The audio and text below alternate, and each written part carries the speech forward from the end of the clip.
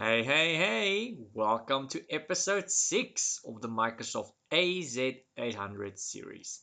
Now, today we're going to be taking a look at joining machines to ADDS, more specifically Active Directory Domain Services. Now, for those of you that don't know this yet, because maybe you have not been following the series, that is a role you install on server which effectively installs the Active Directory software. So if you'd like to know more about that, please go and watch the previous videos. Now, as for today's agenda, we're first going to be doing a quick recap just on what exactly a domain is, because you do need to have a kind of more or less idea of what it actually is before we can explain this topic today. Secondly, we're going to be taking a look at the prerequisites for joining a client or a server to a domain. Now, I just want to point out that prerequisites is not something specific. Some people think it is to go and install something. Some people think it is to go and configure or set something. And none of them are right and none of them are wrong. I suppose they're all a little right and a little wrong. Prerequisites is just generally stuff that needs to be in place before you can go ahead and do something. This includes, but is not limited to, obviously installing certain things sometimes being the keyword. Sometimes you need to go and pre-configure something, set something in a certain way. So what exactly are the prerequisites for joining a client or a server to a domain? And then our last topic for today is going to be to actually go ahead and join a machine to the domain. I suppose one might say that that's going to be a demo. So you might as well go and call that a demo. Alright guys, so all that is actually left to do here is for you to go and smash that like button. That does help my video and it does help my channel, like I've said before. And obviously if you'd like to receive more training like this, remember to go and click on the subscribe button. Now, since we've got all of this nonsense out of the way, all that's left for us to actually go and do now is to go and look at that first topic, which is to go and do a little recap on what is a domain. So what is a domain? Like I briefly said before, an ADDS role is something you're going to have to go and install, and this is going to be installed onto a server. Once this role gets installed, it effectively installs the Active Directory software onto that server. And this software, if I have to go and summarize the heck out of it, allows you to go and create user accounts, groups, computers, and you can also go and configure group policies onto that server then. So what you can also go and do now is you can choose your own domain when installing this onto a server. So if your company is called Company X, you can go and call this companyx.com or companyx. And then whatever extension you want to go and add there. So usually this is how and when a company would go and choose their domain is when they go and install this role onto the very first server. The very first server that you go and install this on is normally referred to as the root server or the parent server. Not something you need to know at this point in time yet. That's going to be later in the course. But that's going to be your main server if you have more than one server that's got this role installed and perhaps they happen to be synchronized along the line with one another. Now, once you've got all of this set up for yourself, the accounts, the domain and all that, this will in turn allow you to go and join your devices to your domain, and these joined devices will be able to authenticate to a central point of authentication. Now, normally if you have a normal computer that's got Windows 10 or Windows 11 or something installed, it authenticates locally. So when you go and choose an account, because you're not going to go and type in account, you're going to choose an account since it's in a work group. When you choose your account and you provide your password, or that person provides the password, that machine checks locally on that device if that password does indeed match that account. It checks this locally on that machine in something called the SAM, the SAM. Think of this as a tiny little database that contains all the user profiles and stuff on that particular machine.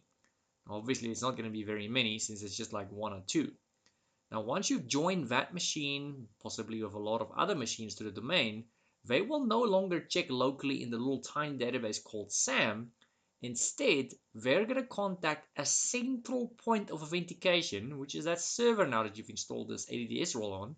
They're all going to contact that exact same server, And they're going to ask, hey, this account that was just typed into me with this password, does this account exist?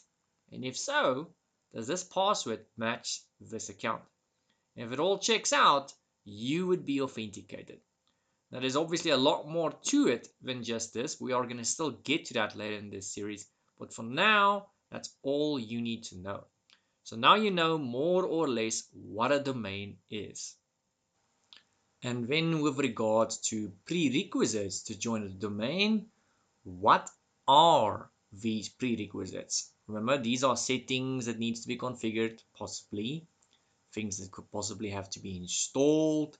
It's basically a checklist that needs to be completed before you can actually go ahead and join a domain of sorts. Now, I've got a few things here you guys can go and take a look at. These are not obviously set in stone. I suppose you can call them suggestive, although these are pretty solid. So the first one on my list here is you must be a member or an employee of the domain you're trying to join.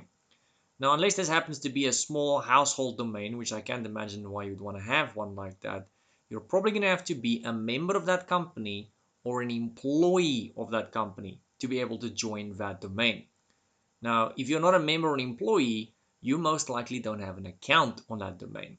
If you don't have an account on that domain, what is the point of joining that domain? Because you're not going to be able to do anything on it. Once you have a domain joined device, the only way you can log on to that domain, in other words, authenticate, is to log on with a domain account. And if you don't have one, that means you don't work at that company or you're not a member of that company. So make sure that you have an account, otherwise this is futile.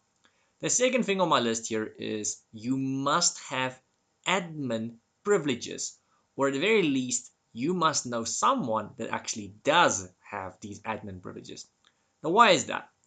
Now, once you've done this whole list of prerequisites, you're going to have to go and type in the domain name that you're about to try and join.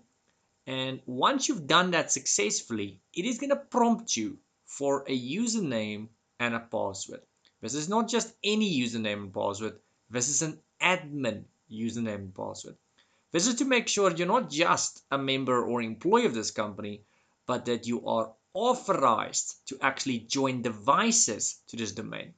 So maybe I do really work for this company for all they know, but I'm just a random person in this company that does not have privileges. So you have to have admin privileges to be able to join a device to the domain. If you don't have those privileges, it's not going to happen. Now you might find that this is blocked for various ways. It's to prevent random people from joining random devices to the domain. It's also to actually sometimes block their own employees from joining devices to the domain. And this is because employees will sometimes take chances and try and join personal devices to the domain in the hopes of reaping some benefits. You might wonder to yourself, what benefits? Well, remember, some of these domains contain lots of licenses and stuff, and a lot of devices on the domain gets activated and licensed automatically. So if and when they've got certain types of software, including Windows, some of these could potentially get automatically activated or licensed. So they're basically stealing from the company is what we're saying here. Another thing I've got on my list here is make sure the devices you're trying to join to the domain are on the same network. Now, what I mean by that is I mean physically plugged into the network with a network cable or connected to a hotspot that's connected to the network. So you generally have to be within the same building, for lack of a better description. You have to be in the same building, either connected to the Wi-Fi, in other words, a hotspot, or connected to some form of network cable. So you have to be in the same network. The last one on my list here, which is the fourth one, is make sure the IP address of this new device is in the same range. You might find that maybe you do have an IP address, but that IP address has to be in the same range as the domain controller which you're trying to join the domain on. So we'll show you guys this practically in just a moment. So we're going to go and check what the IP address is on our domain controller or what the range is. There's 100 ways you can probably go and do that. And once we've established what that range is, we need to make sure that our new device is on that range. If it's not, we're going to have to change it. And only then can we attempt to try and join that domain.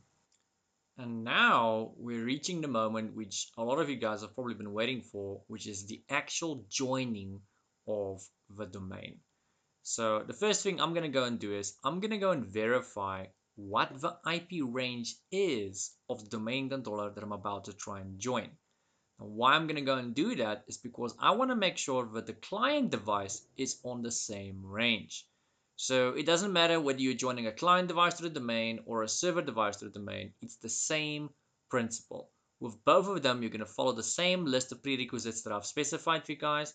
And with both of them, you're going to join that server or that client to the domain via the exact same steps. So it does not matter. So I'm going to go to my virtual machine, which is the server, which has got the ADDS installed. This server is the same one we've used in the previous episodes. So let's go have a look on that server quickly. All right, here we are on that server. Now, as I've indicated, one of the first things I'm going to go and do is I'm first going to establish what is the IP address of this server. Usually the server already has a static IP, so if you're not 100% sure, just go and verify that your server has a static IP. Mine has one. Now the way you go and check the IP address of the server, that can probably be done via 100 ways. You can go check here, click here on local user at the top left, or you can go to your network and sharing center. I'm just gonna go here to command prompt just to show that there's like many ways to go and do it. Gonna hit enter for command prompt. ipconfig, which is going to show you your basic network information on this specific device, being my server.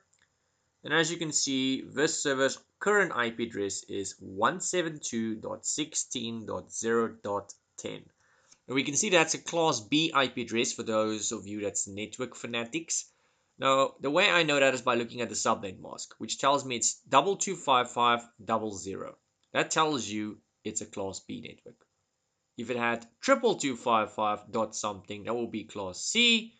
And if just the first octet was 255 of the last three being something else, that will be a class A. So that is not part of this course. I just thought I would point that out to you guys. Now we've established what our server IP address is.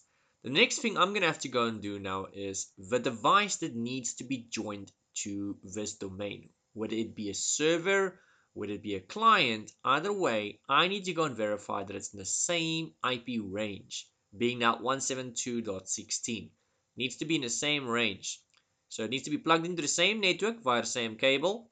So physically plugged into the same network or connected to the same wireless network. It doesn't matter as long as they're in the same building effectively. And as long as they're in the same range, 172.16 in my situation here, then they should be able to find one another. Now, if you have indeed configured them on the same range and they're plugged into the same network and they still can't find one another, then you're going to have to do a little troubleshooting. One of the most common issues I've found that normally gives issues here is it might be the Windows firewall on the client side. So let's switch over to the client. Alright, so here we are on our brand spanking new Windows 10 client. Absolutely nothing on this machine yet. So I've actually already gone and configured the IP address on this machine, but I'll show you how we go about it. So if it's a brand new machine, it's going to have what we call a dynamic IP address, which means it changes. It keeps getting it from a DHCP. Now, at the moment, I've changed this to static. So the way you would go and do that is to go into your network and sharing center. One way to get there is to go here to the bottom right and right click on the little computer icon. If it's a laptop, you might find that it might possibly be little Wi-Fi bars. Right click there, you click on Open and Network Sharing Center. Now, depending on what build of Windows 10 you have and how new or how up to date your Windows 10 is, it's most likely not going to say Network and Sharing Center there at the bottom anymore. So the reason mine still says that is because I literally just installed Windows 10 onto this virtual machine, and it's an old build, so it has not updated yet. And it's pointless for me to go and update this machine, take half a day to go and update it just to do a short video. So once it's updates itself, they don't just go and add security patches and fixes and stuff like that. They also change cosmetics. They add stuff and they remove stuff. So now if you go right click there, it's going to say something along the lines of network and internet, something like that. And if you click on that, there is still a hyperlink in there that allows you to get to the network and sharing center. So if I click on that now, that's what you want to see. Now what you guys might see if you go and click on network and internet, I'm going to try and simulate it here. If I go here to the bottom left, and I click on settings, it's going to take me to the settings app, which is effectively the new control panel for Windows 10. I'm going to go here to my network and internet. This is pretty much what it's going to open when you go right click there at the bottom and you click on network and internet. Although I think in that case it might just automatically take you to the right tab. Now that is more or less what you're gonna see. I'm saying more or less because yours 10 to 1 will not look exactly like this, because like I've said, my machine has not updated yet. And Microsoft has changed the look and feel of this quite a few times, but the principle will be the same. So it's going to open this network and internet, and it's going to look slightly different than mine most likely. And effectively what you're going to be looking for is this little blue hyperlink that says Network and Sharing Center. If memory serves, I think currently at the moment, at the time of the making of this video, it's somewhere towards the bottom. You might have to scroll down to find it. Once you click on that, it's going to open the same menu that says Network and Sharing Center. Now here, I'm going to go in here to Ethernet. It might be a little Wi-Fi bar if this is a laptop connected via, a hotspot of some kind. I'm going to go here to Properties, IP version 4, Properties. You'll find by default it's going to be on this option that says Obtain an IP address automatically, which means this machine or this device does not have an IP, and as soon as you turn it on, assuming it's connected to the network, it's going to request one. It's going to contact, it's going to send a request out to the whole network saying, hello, is there a DHCP out there? And if there is one on the network, it's going to reply and say, yes, I am here, I'm available, how can I assist? And obviously it's going to go and ask for an IP, and the whole procedure is going to go on. We're not going to explain that because that video is obviously about DHCP, and this video is not about DHCP. This video is about joining a device to the domain. Now we've seen our server is 172.16.0.10. And we are currently on 172.16.0. something. That's good enough for me. So I'm going to go ahead and close that up. We've verified we're on the same network. Close, close, close. What you can go and do, even though we know they're on the same network, we can go and confirm network connectivity to the server. So I'm going to go and do a quick ping just to double check it. I'm going to go and open command prompt this little client machine. Ping space 172.16.0.10. And you can see the server replies. So that is a good sign. It doesn't mean it will work. It could still be that your firewall might block you or something might block you. If it does not work, then you might just want to go and temporarily turn off your firewall, your Windows firewall, unless you've got some sort of third-party firewall on this machine. You might need to go and make an exception. So you're either going to need to make an exception or turn it off, just temporarily. So if your company is using a physical firewall, which most companies are, we're not talking about that one. We're talking about the local software-based firewall on this local machine, only on this machine. Now what you can also go and try and do, it's not supposed to have an influence, is to go and turn on network discovery on this machine. You can do that by going here to advanced and sharing settings, and you can just go make sure it's turned on. By default it should be on for the most part, and it's not supposed to have an influence, but I've seen sometimes weird glitches happen like that. So by default it's off, which means your machine is invisible on network, even though it is on the network. If you turn it on, you're making yourself discoverable. That's what's happening here. Alright, so we verified that we can ping that server. So it's basically saying, hello, are you there? It sends it 4 packets of data, sends all 4 back, communication is there. Now my favorite way to go and join a machine to the domain is just to go to Explorer. I'm going to go open Explorer here. Once I have it open, I want to go and right click here where it says this PC. And I'm going to go to my system properties. Now once again, like usual, what you guys see here and what I see here might not be the same. Because as you know, Microsoft is continuously updating these operating systems, so maybe at the time of the making of this video, yours might look like this. But by the time you watch this video, which might be months after I've made it, it might no longer look like this. The principle will generally stay the same. So you might be lucky, maybe yours will still look like this, and if that is the case, great for you, because then you can just go click here on the right hand side where it says change settings. Now, what I've seen though is with the latest Windows 10 updates, it does not look like this by default on most machines. It's a blue little window, and on the new little window, you're not going to find any little link that says join domain or anything like that. So what I've noticed on the new menu, you have to actually maximize it. So you click on maximize, and then way on the right, you'll find a little bunch of hyperlinks that only appear once the window is maximized. I don't know what Microsoft were thinking when they did that, because there's not even a scroll bar that indicates that there might be some hidden options on the right hand side. The only way you would know about them is if you happen to know about them like me, or if you coincidentally maximize the window purely by chance. So yeah. Anyway, so you're going to click on that option on the right on a new menu, or in my case here where it says change settings.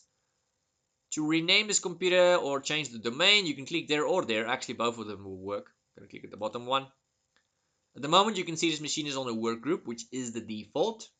I click here where it says domain. You punch in your domain, which in my case is Burning Ice Tech, the name of the channel, followed by .com.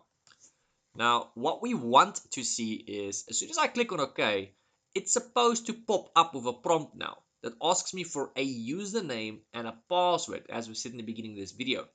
That username and that password is an administrator username and password.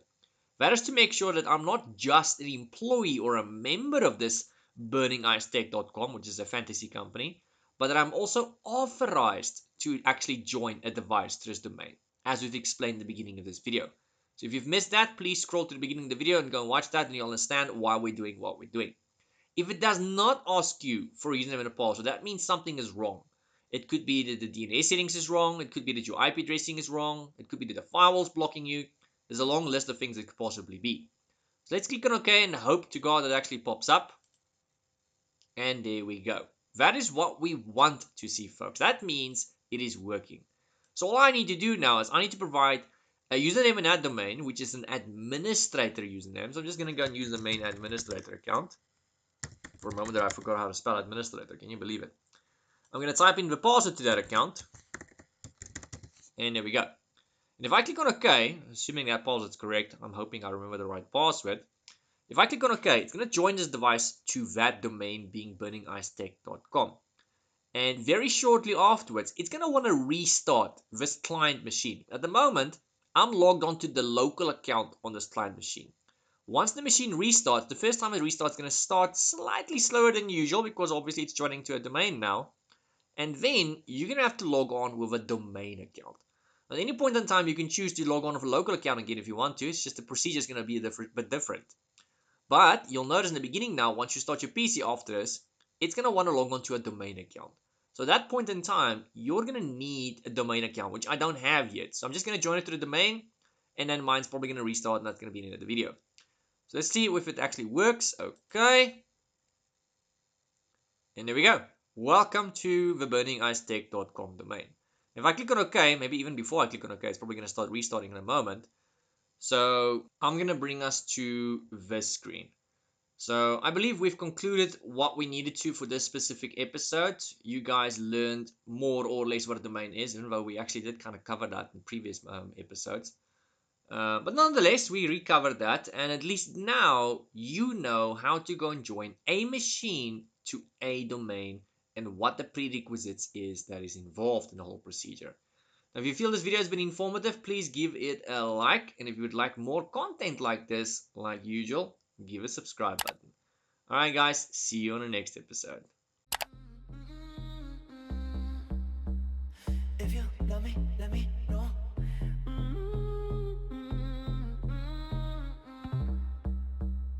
If you don't, then let me.